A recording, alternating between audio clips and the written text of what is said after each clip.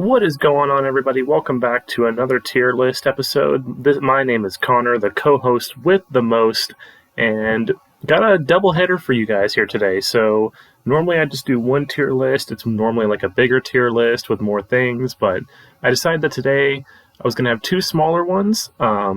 So basically what we're going to do today is we're going to be looking at all of the 2021 Formula One liveries have been revealed now. Ferrari released theirs a couple days ago to be the last one to reveal.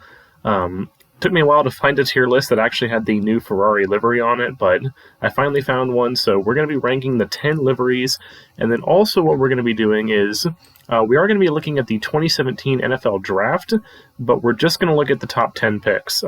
This tier list actually has all 32 first-rounders, I believe, but we're just going to look at the top 10. Since this needs to be a little bit of a shorter tier list, I said we're just going to look at the top 10 all the way from Myles Garrett to Patrick Mahomes, and we're going to rank them. So let's all jump into it, and let's get started with the 2021 F1 livery. So we're just going to go in order of how they appear on here. So, which means we're first going to start with the McLaren livery. I think I'm going to put this in the B tier. Out of all the liveries this season, except for maybe Red Bull's, this one is the most similar to last year's livery for McLaren. It doesn't look like there's too many changes that have been made, maybe a little bit more blue on the front wing, but other than that, it's pretty much the same with the orange and the blue, and I've never been a huge fan of orange and blue together, so that's why it's going to be here in the B tier. It's, not my favorite, but it's also not bad. I mean, it's still pretty nice to look at.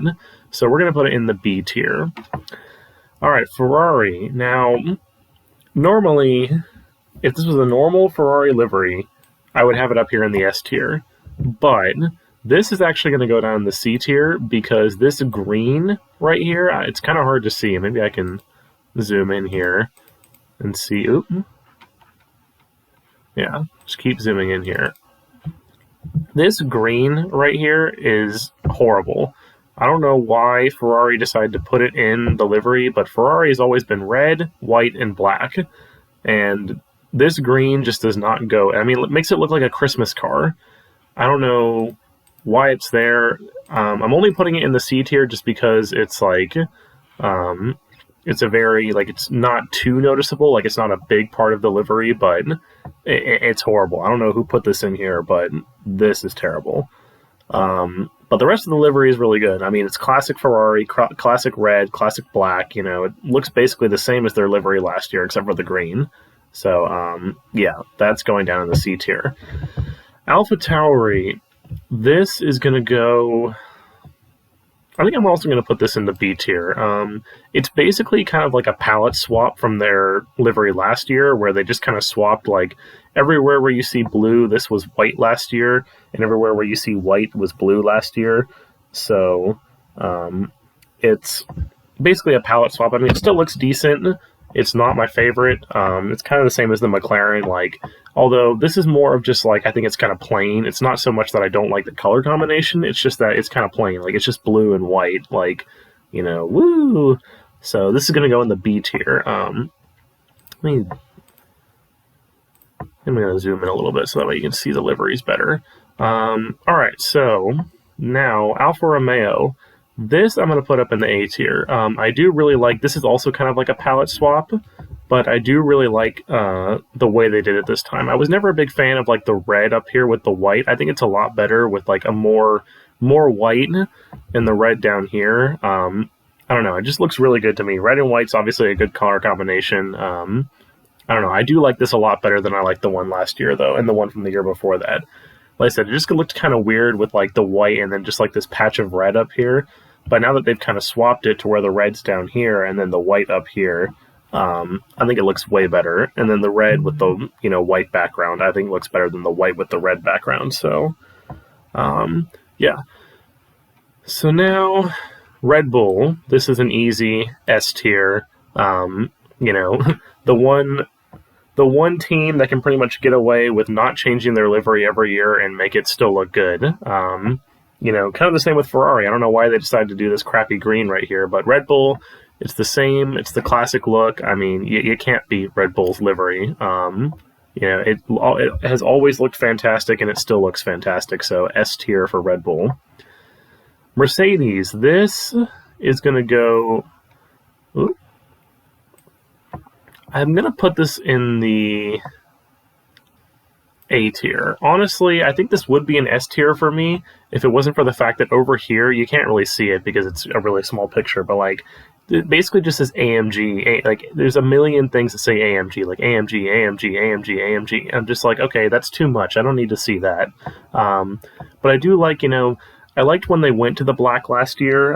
The black and teal is always a good color combination. And it was time for a change. The silver was getting a little bit boring.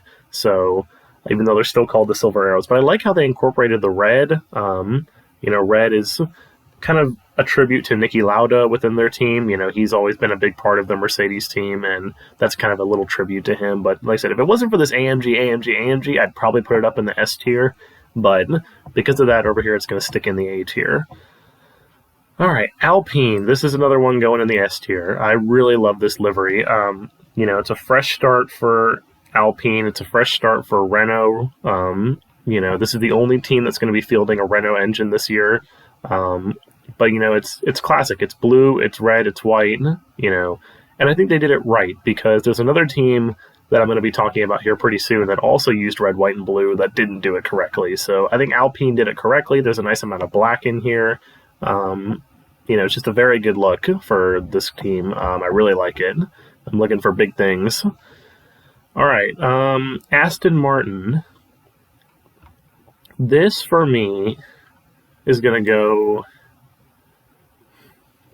I'm going to put it in the C tier. Just because I think it's a nice livery. I think it looks good. I just don't like the colors. Like I said, I remember when I saw Aston Martin was going to be revealed and it was going to be this like kind of darker green teal sort of thing. I'm just not a fan of that color personally. I think it was cool that they did. You can't really see it in this picture, but they did keep the pink on. There's like a little pink stripe down here. I think there's a little bit of pink up here. You can kind of see. I was a fan that they kept that. But I said I'm just not a big fan of these colors. It's just not my personal favorite. Like I said, I think it's a good looking livery. It's just not colors that I like personally. Now, Haas F1 team. I know there's a lot of people that actually do like this livery, but it's going in the F tier for me because I just don't understand how an American team made their car look like it's from Russia.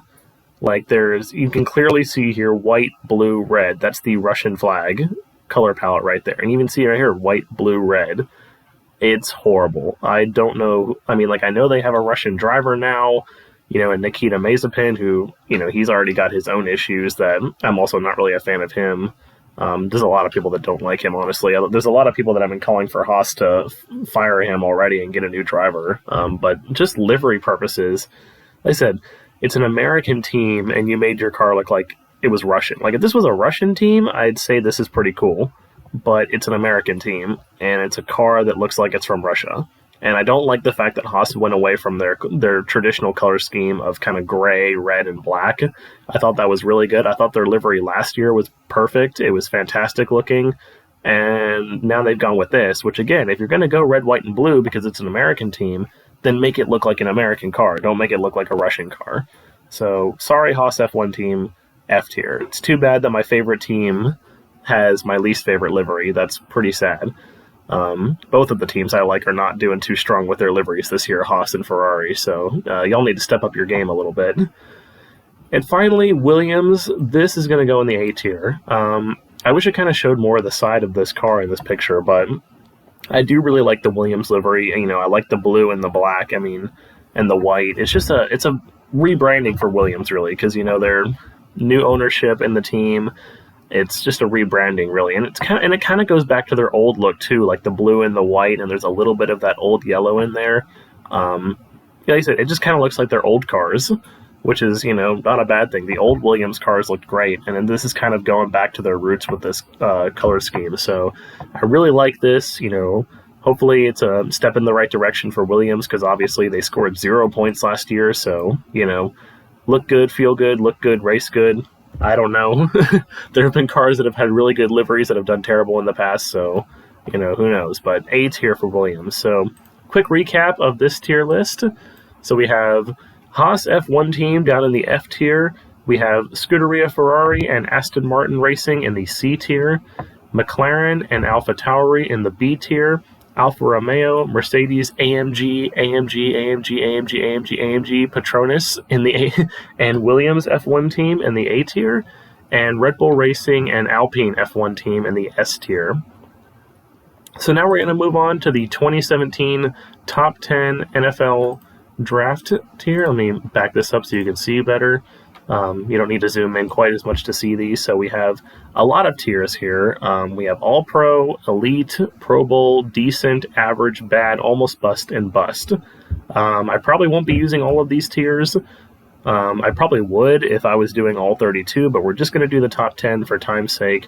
And we're going to start with number 10 in the draft, which is Patrick Mahomes. And no doubt in my mind, 100% Patrick Mahomes is going in the bust tier. Just kidding. He's going in the all-pro tier. I'm not sure what else there is to say about Patrick Mahomes. I mean, he's been to 2 Super Bowls already. I mean, basically, his 3 seasons as a starter, he went to the AFC title game in the first year. He's gone to the AFC title game all 3 seasons and the Super Bowl twice and won one of them. And obviously the MVP back in 2018. There's not much else to say about Patrick Mahomes. He's becoming the new face of the league. He's kind of up there trying to replace Tom Brady for face of the league. But, big things ahead for this young man. He's still very young, of course, so a long way to go. Not many quarterbacks can say they won a Super Bowl within their first couple of seasons. I mean, and the only 2 that I can think of off the top of my head, Ben Roethlisberger and Tom Brady, who are future Hall of Famers. So, I don't know what that says about Patrick Mahomes, but he's certainly on his way there already. Although there are some people that like, I was looking at stuff that was saying like, we're going to put if Patrick Mahomes retired today, he'd be a Hall of Famer. I don't know about that. 3 really good seasons is not a Hall of Fame career in my mind. He's definitely, if he can keep up this same level of success for another 5 or 6 seasons, then definitely I say Hall of Fame for Patrick Mahomes. But it's only been 3 seasons of him starting, 4 seasons total, which the first season, his rookie season, he didn't play until week 17. So let's not get ahead of ourselves here. But Patrick Mahomes is definitely on his way to being one of the greatest players of all time. All right, John Ross. It's a good question for John Ross. I am going to put him in the bad tier, honestly, just because he never really has found that success in Cincinnati. Obviously, he's had the issues with not having a good quarterback really to throw to him. I mean, he had Andy Dalton for the beginning of his career. I mean, obviously now there's now Joe Burrow is there, but John Ross, he's just really been hampered by injuries in his career. It's just like, it seems like he can't stay healthy for the most part. I mean, and obviously now he's being really overshadowed too in the passing game, because there's T. Higgins has had a really good rookie season. Tyler Boyd has obviously stepped up in a big way. So John Ross is definitely, he's not doing good. The Bengals, they declined his 5th-year option. He's going to go in the bad tier. I wouldn't call him a bust just yet, just because, maybe if he could, I said he's kind of on this bad to almost bust range here. I wouldn't call him that just yet. Maybe if he gets another opportunity with another team, or maybe if he can start to pull it together this season with Joe Burrow fully healthy, who knows? But right now he's going in the bad tier. Christian McCaffrey is going to go in the Pro Bowl tier. Now, I'm sure a lot of people would think that he would go in the elite or the all-pro tier, but it's mainly for me because he's only had he had one, his rookie season, he was splitting time with Jonathan Stewart and looked good. His first full season as a starter, he was good. He wasn't great, I would say. He was good. And then obviously 2019, he was all-pro level. But then this season, with the injury and everything, I need to see more out of Christian McCaffrey before I can put him up in the elite or the all-pro tier. He needs to be, he needs to stay healthy next season. He needs to put up those kinds of numbers that he's used to putting up, putting up 1,000 yards rushing, 1,000 yards receiving, or he doesn't quite have to do that, but, get close to that level. Maybe like 1,000 yards rushing and like 800 yards receiving or something. Put up like Alvin Kamara type numbers from this season. I don't think Alvin Kamara went over 1,000 on either, but he was still like way up there and he got a lot of touchdowns. So Christian McCaffrey is going to stick in the Pro Bowl tier for the time being. Mike Williams. This is another tough one because it's a player who has a lot of potential, but like he hasn't really lived up to that so far. I'll put Mike Williams in the decent category. I wouldn't call him a Pro Bowler just yet. I wouldn't really call him average either, just because I feel like he has been hampered a little bit in his career.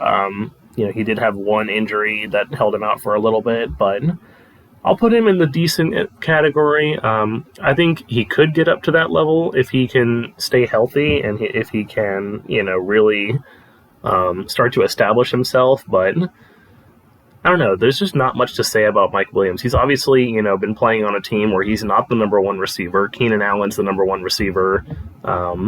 He's been playing with subpar quarterbacks until this season. Phillip Rivers was kind of on the downturn when he was in San Diego and later LA, and now obviously, now he's got Justin Herbert. So Mike Williams really needs to step up now that Justin Herbert's there.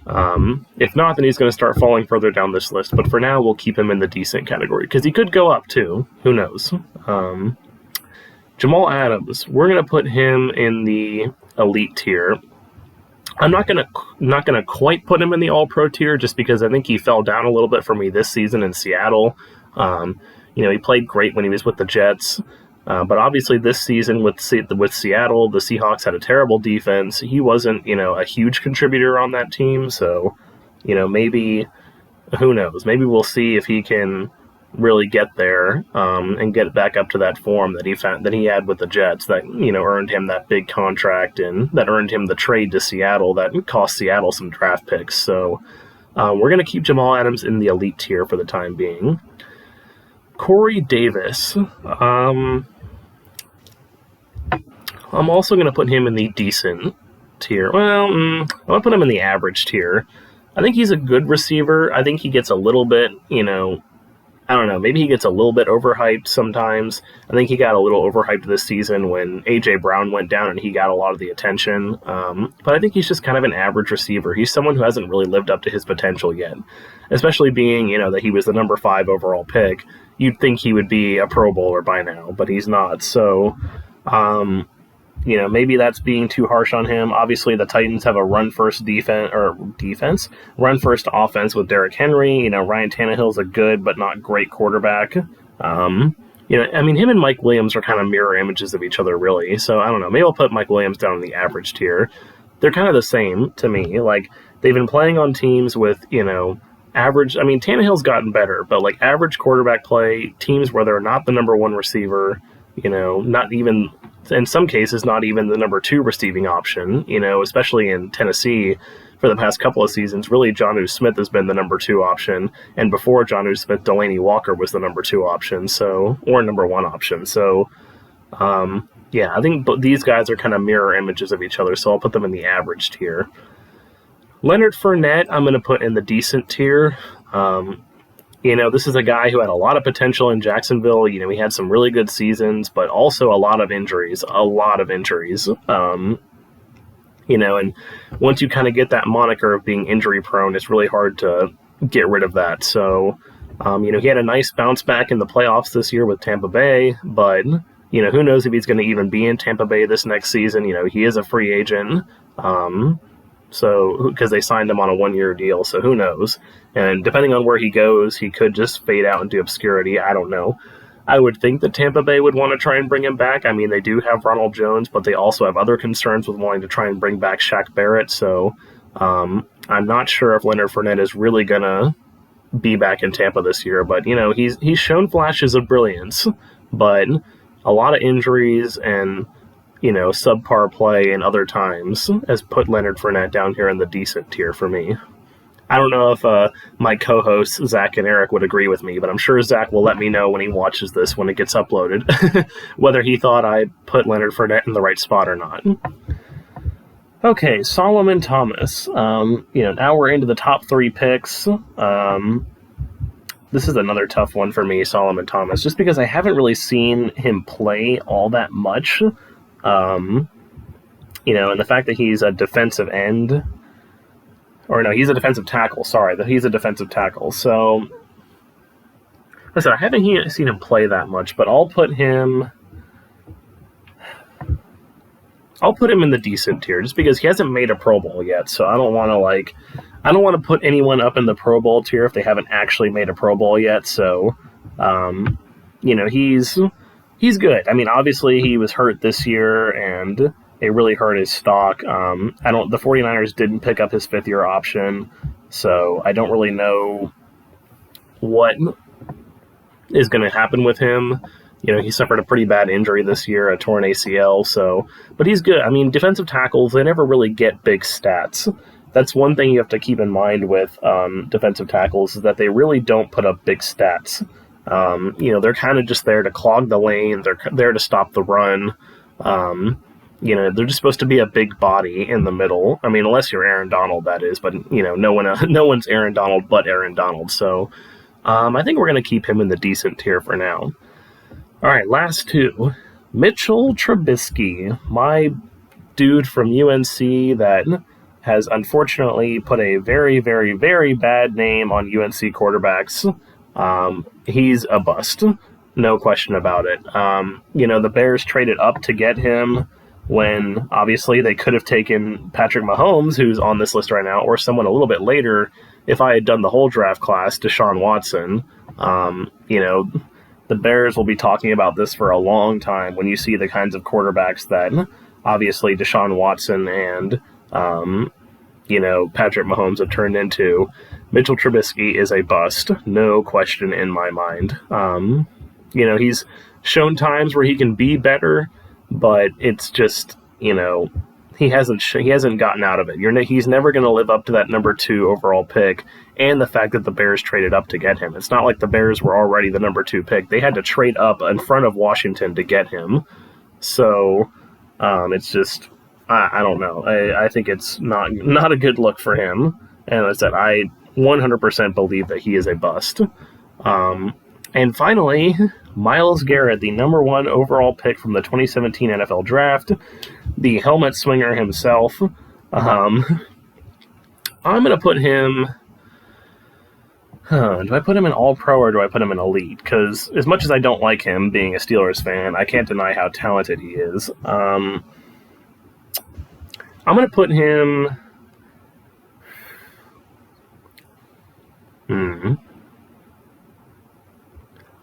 I got to do it. I got to put him in the All-Pro tier. I mean, I think his career had a really big shadow after what happened in 2019. He swung the helmet at Mason Rudolph. He got indefinitely suspended, but he really came back big time this season, and he got voted onto the All-Pro team. So, he's made the Pro Bowl twice in his career. His rookie season, he was good. I don't know. He was in the conversation for Defensive Player of the Year a little bit this season. Like I said, as much as I don't like him, I can't deny his talent. He's been a big force for the Browns ever since he came. And the first thing he talked about was wanting to sack Ben Roethlisberger. He's done that quite a few times. So I just can't deny Myles Garrett's talent. So that's going to wrap it up for the top 10 of this 2017 NFL Draft. Pretty decent stuff here. I mean, it shows that the top 10 were, for a good chunk of it, have lived up to their potential. Obviously, some have, some haven't, but, this isn't one of those. I can't think of a draft off the top of my head. Maybe the 2013 draft where, pretty well a lot of the top 10 would be down here in, the decent and below tier. But we did have people up here. So just a quick recap. Patrick Mahomes and Myles Garrett in the All-Pro tier. Jamal Adams in the Elite tier. Christian McCaffrey in the Pro Bowl tier. Leonard Fournette and Solomon Thomas in the decent tier. Corey Davis and Mike Williams in the average tier. John Ross in the bad tier. No one in the almost bust tier. And Mitchell Trubisky in the bust tier.